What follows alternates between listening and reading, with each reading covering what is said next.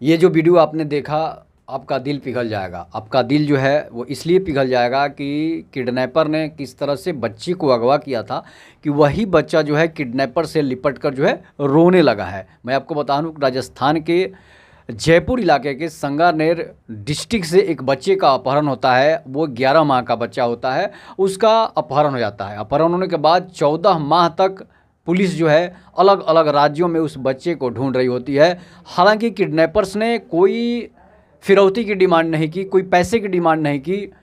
ये सोचने वाली बात है कि आखिर किडनैपर ने कोई पैसे की डिमांड क्यों नहीं की, सिर्फ और सिर्फ वो बच्चे को ही क्यों चुराता है।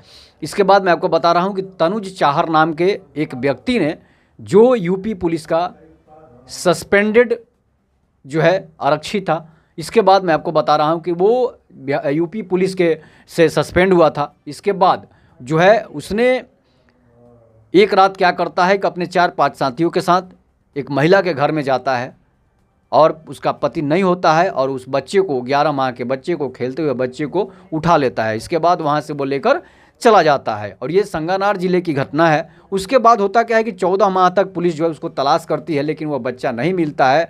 अंत में जो है वो बच्चा जब किडनैपर के पास से गिरफ्तार होता है, पुलिस जब वहाँ पहुँचती है, संगानेर के इलाके में पहुँचती है, तो जो बच्चा जो है बरामद किया जाता है। किडनैपर्स जो है वो साधु का वेश बनाकर, भगवा ड्रेस धारण करके उस बच्चे के साथ जो है खेल रहा था, अपने खेतों में बच्चे को जो है लेकर खेल रहा था। तब तक पुलिस वहां पहुंचती है और उस बच्चे और उस किडनैपर को अरेस्ट करती है। तो पता चलता है कि ये यूपी पुलिस का जो है कोई सिपाही है। उसके बाद वो सस्पेंडेड सिपाही है। अब किस वजह से सस्पेंड हुआ था, ये आने वाला जो है न्यूज़ में, समाचार में आपको देखने को मिलेगा। लेकिन जब वो बच्चा को पुलिस पकड़ कर लाती है, किडनैपर्स को पकड़ कर लाती है, तब तो वो बड़ी बड़ी दाढ़ियों में, बड़ी बड़ी दाढ़ी और मूछ बनाकर, भगवा ड्रेस धारण करके एक साधु के रूप में रह रहा था।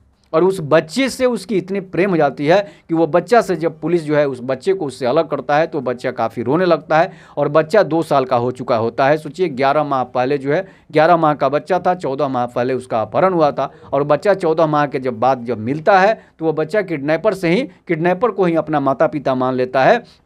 इसलिए किडनैपर ने उस बच्चे को कोई नुकसान नहीं पहुंचाई थी। उस बच्चे को अच्छे जब वो जिस तरह की डिमांड करता था, वो किडनैपर्स ला कर दे देता था। उसे खिलौने से लेकर कपड़े तक हर चीज़ की उसकी पूर्ति करता था। इसलिए जो बच्चा जो है, जब अपनी माँ के पास भी जाने के लिए नहीं रो रहा था, बच्चा रो रहा था, तो किडनैपर के पास जाने के लिए रो रहा था। लेकिन पुलिस ने ज़बरदस्ती बच्चे को छीन कर उसके माता पिता को देता है। माता पिता के सभी रिश्तेदारों और सगे संबंधियों से पूछा जाता है, क्या ये इन्हीं का बच्चा है? तो वो लोग बोलते हैं कि हाँ, ये मेरा बच्चा है। लेकिन बच्चा तो रो रहा है किडनैपर्स के लिए, अंकल अंकल उसे बुला रहा है। इसके बाद होता क्या है कि जब आरोपी से पूछा जाता है, किडनैपर से पूछा जाता है, तो वो बताता है कि ये बच्चा जो है मेरा है, इनका नहीं है।